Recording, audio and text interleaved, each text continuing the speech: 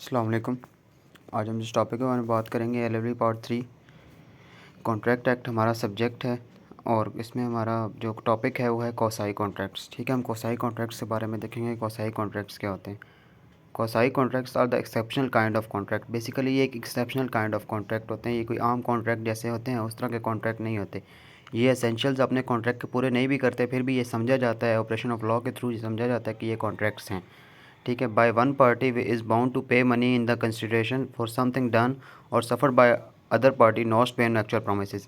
अब किसी अगले पार्टी के साथ आपका कोई कॉन्ट्रैक्ट भी नहीं हुआ होता, पर फिर भी आपने कोई जो है अपने कंसिडरेशन के या प्रोमिस के जो मनी होता है ना वो आपने पे करना होता है। ठीक है, इसकी एग्जांपल हम लोग आगे देखते हैं। Quasi contracts are the contracts that are form from the order of the courts.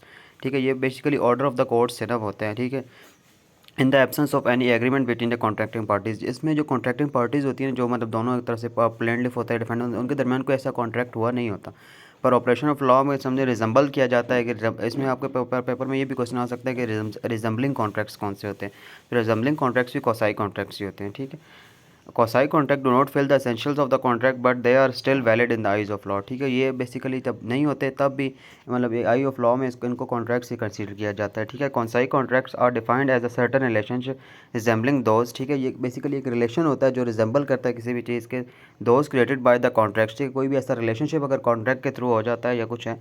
An obligation enforce by law, ये बेसिकली एक ऑब्लिगेशन होती है जो इन्फोर्स एक पार्टी के ऊपर कोई भी लॉ इन्फोर्स करता है। ठीक है, party to avoid the unjust enhancement of the party. ठीक है, कोई अनजस्ट उसके साथ ना हो जाए, कुछ इस तरह का ना हो जाए। ठीक है, मैं एग्जांपल से आपको ज़्यादा बेहतर इस चीज़ की समझ आ जाएगी। A promise B to deliver goods to B's house. ठीक है, ए ने प्रॉमिस किया कि वो बी को डिलीवर करेगा गुड्स जो है ना बी के हाउस में। ठीक है, but mistakenly delivers to C's house. उसने क्या किया, गलती से जो गुड्स थे ना वो सी के हाउस में उसने डिलीवर कर दिए। ठीक है, वो as a neighbour of the B, वो बी का नेबर था उसके, मतलब उसने जैसे कि अब ये तो सी ने वो ना कंज्यूम कर ली, वो कोई खाने की चीज़ थी या कुछ था, उसने वो कंज्यूम कर लिए those goods but later refuses to pay them. Later उसने क्या किया, उसको पैसे देने से मना कर दिया। अब सी के घर वो पहुंच गया, मिस्टेकनली उसने सी को दिया और सी ने उसको कंज्यूम कर लिया। ठीक है, तो अब गलती से अब C but in the court of it was held that C is liable to pay. अब कोर्ट में ये हेल्ड हुआ, कोर्ट का केस चला गया, कोर्ट में ये हेल्ड हुआ कि क्या कि जो सी है उसने पैसे देने हैं बी को, क्योंकि उसने वो चीज़ें कर दी हैं, कंज्यूम कर ली हैं, और ये under the under the concept of principles of quasi contract के अंदर ये होगा। ठीक है, the amount of the goods that are he consume under the principle of quasi contracts. तो कोसाई कॉन्ट्रैक्ट की बेस बना के इसमें ये हेल्ड किया गया था कि जो जिस बंदे के घर मिस्टेकनली वो चीज़ गई है और उसने उसको कंज्यूम कर लिया है तो उसने उसके पैसे देने हैं। ठीक है, इसको आप समझिएगा जैसे एक पिज़्ज़ा डिलीवरी वाला है। ठीक है, पिज़्ज़ा आपने एक ऑर्डर देते हैं आप, ठीक है, कि मेरे घर में आपने पिज़्ज़ा डिलीवर कर देना है। ठीक है, और गलती से पिज़्ज़ा डिलीवरी वाला आपके साथ वाले घर में पिज़्ज़ा डिलीवर कर जाता है और जो साथ वाले घर वाले होते हैं वो आपका पिज़्ज़ा कंज्यूम कर लेते हैं, पिज़्ज़ा खा लेते हैं। ठीक है, अब वो खा लिया उन्होंने पिज़्ज़ा, जब बाद में कंपनी ने पैसे देने की बारी है या कुछ भी मतलब इस तरह का सिस्टम आया तो उसने कंपनी, आपने कहा जी मेरे घर तो पिज़्ज़ा डिलीवरी नहीं हो कहेगा, मैंने उस घर में किया।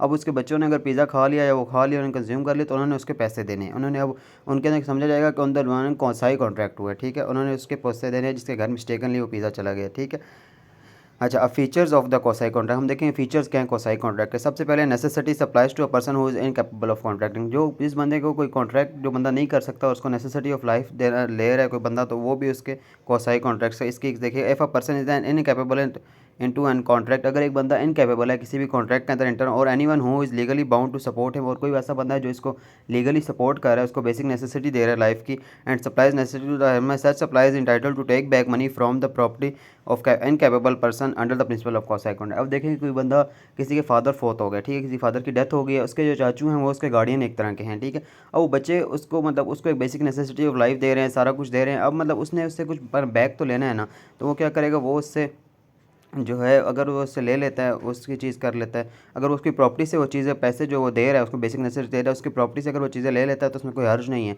क्योंकि उसके उनके दरमियान भी एक तरह का समझा जाएगा कि ये कोसाई कॉन्ट्रैक्ट है। ठीक है, A is a minor boy, ठीक है, एक माइनर बॉय है, B supplies him necessary of goods, और जो बी है ना वो उसको नेसेसरी ऑफ गुड्स दे रहा है। ठीक है, sorry, necessary goods of life दे रहा है, जो लाइफ उसको बेसिक नेसेसिटीज़ हैं उसकी वो पूरी कर रहा है। A has nothing to pay, अब ए के पास कोई ऐसी चीज़ नहीं है जो वो बी को दे सके, माइनर है क्योंकि किसी कॉन्ट्रैक्ट में वो नहीं जा सकता।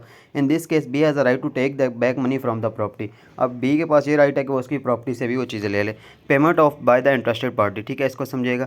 When an individual shows interest, ठीक है, जब कोई इंडिविजुअल किसी चीज़ में इंटरेस्ट शो करता है इन अ सर्टन प्रॉपर्टी, किसी सर्टन प्रॉपर्टी के अंदर of the goods, pay the amount on the behalf of owner of the goods, और ऑनर ऑफ द गुड्स के जो होता है ना उसके बिहाफ पे अगर पेमेंट कर देता है, then the one paying shall claim later from the particular owner, तो वो जो बाद में जिस बंदे ने उसके बिहाफ पे पैसे दिए होते हैं ना, बाद में उसको बाउंड है कि उसने उसको पैसे वापस करने।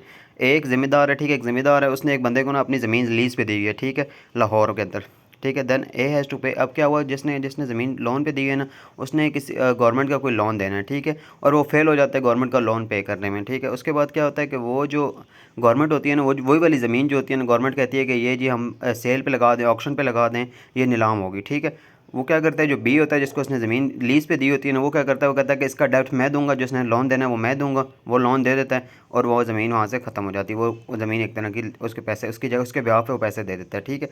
अब क्या होगा कि बी हैज़ टू पे, अब बी ने उसके ब्याह पे किया ताकि वो प्रिवेंट कर सके उस सेल को। Now A is bound to pay the back money, ठीक है। अब ए बाउंड है इस चीज़ का, उसके उनके दरमियान कौसाई कॉन्ट्रैक्ट ही समझा जाएगा। बेशक उनके दरमियान कोई ऐसा कॉन्ट्रैक्ट हुआ नहीं था, फिर भी एक कौसाई कॉन्ट्रैक्ट उनके दरमियान समझा जाएगा कि एक कौसाई कॉन्ट्रैक्ट था। उसने वो चीज़ें उसको वो ए को वो पैसे वापस, सॉरी बी को वो पैसे उसने वापस करने हैं, ठीक है। फाइंडर ऑफ द गुड्स, अब जो finder any person who finds the lost good of another person, अगर कोई बंदा किसी दूसरे बंदे के गुड्स वगैरह मिलते हैं, ठीक है, he is responsible for the safety of the goods and returning of them to the original owner of the goods. अब किसी बंदे को किसी की कोई चीज़ मिली है बाहर से, ठीक है, अब उसकी रिस्पॉन्सिबिलिटी है, उनके दरमियान भी एक तरह का कौसाई कॉन्ट्रैक्ट है कि जब उसको ऑनर मिलेगा, जैसे कि बेलर और बेली के दरमियान एक कॉन्ट्रैक्ट होता है ना, इसी तरह उनके दरमियान भी एक कॉन्ट्रैक्ट होगा कि अब कौसाई कॉन्ट्रैक्ट समझा जाएगा कि उसने उसकी चीज़ें वापस करनी है, उसकी टेक केयर करनी है, उनके दरमियान भी एक कौसाई कॉन्ट्रैक्ट था। A is owner of the shop and B becomes there and while purchasing the good B forget his mobile on the shop and leaves, ठीक है। एक शॉपकीपर है, ठीक है, और बी जो है ना उसकी दुकान पे आता है और मतलब एक कोई चीज़ खरीदते हुए इसका जो मोबाइल होता है ना वो शॉप पे रह जाता है, ठीक है।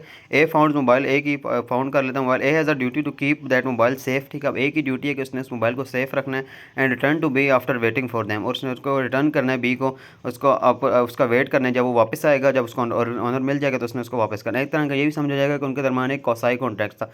बेसिक कॉन्ट्रैक्ट उनके दरमियान ऐसा कुछ हुआ नहीं था, पर उसके दरमियान कौसाई कॉन्ट्रैक्ट था। Liability of person home payment is made by mistake or under कॉर्शन, ठीक है। अगर किसी बंदे ने अगर किसी को बाय मिस्टेकनली कोई चीज़ दे दी गई है तो उसने वापस करनी है। A is a person who money is paid or anything is delivered by mistake or under coercion he must repay return. अच्छा, किसी बंदे को कोई चीज़ बाय मिस्टेक दे दी गई है, जब बाय कॉर्शन वगैरह कोई दे दी गई है, ठीक है। A and B jointly takes, A और बी उन्होंने जॉइंटली किसी बंदे से ना लोन लिया है जी से, ठीक है, जी से लोन दिया। ए ने क्या किया कि वो जो है ना वो लोन उसको वापस कर देता है, ठीक है, जी को, बट बी इज़ अनअवेयर, ठीक है, बी को इसका नहीं पता होता। ए उसके लोन वापस कर देता है, ए और बी ने मिलकर लोन लिया होता है। कुछ देर बाद क्या होता है कि ए जो है ना वो उसको वापस कर देता है, ठीक है। अब क्या हुआ, बी को इस बारे में नहीं पता होता कि शायद ए ने वापस कर दिए, बी भी उसको कुछ पैसे दे देता है, ठीक है। अब उसका क्या है कि in this case G is liable to pay back money from the B, money to B, ठीक है। अब उसमें लाइबल है कि जो बी से उसने पैसे लिए उसको वापस करने, क्योंकि वो उनके दरमियान भी एक तरह का कौसाई कॉन्ट्रैक्ट्स है और उसकी लाइबिलिटी बनती है। तो ये सारा फीचर्स है कौसाई कॉन्ट्रैक्ट से, ये हमने 4 चीज़ें आपको बताई हैं। तो ये कौसाई कॉन्ट्रैक्ट्स होते हैं, ठीक है। ये वो ओरिजिनल कॉन्ट्रैक्ट्स की बिल्कुल चेंज होते हैं ओरिजिनल कॉन्ट्रैक्ट्स की तरह। ओरिजिनल कॉन्ट्रैक्ट के अंदर बेशक एसेंशियल्स पूरे नहीं भी कर रहे हैं, फिर भी एक यहाँ समझा जाता है कि ये कौसाई कॉन्ट्रैक्ट्स हैं इनके दरमियान, और जो सारी लाइबिलिटीज़ हैं उसी तरह होंगी जैसे नॉर्मल कॉन्ट्रैक्ट पे होती हैं। Thank you very much.